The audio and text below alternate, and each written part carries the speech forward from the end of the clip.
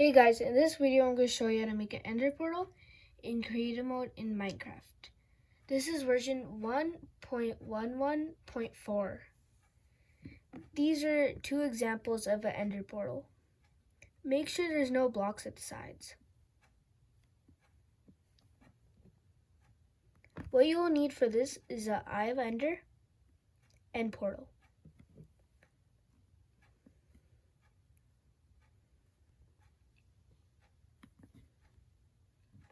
Place 3 blocks here, 3 blocks here, and 3 blocks here. Make sure all the blocks are pointing towards the center.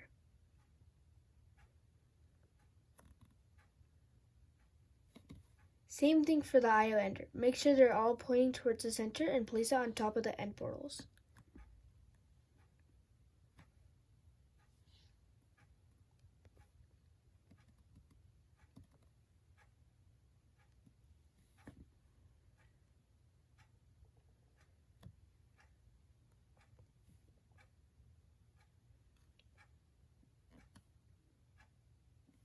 Thank you for watching this video. Please like and subscribe. Leave any comments below.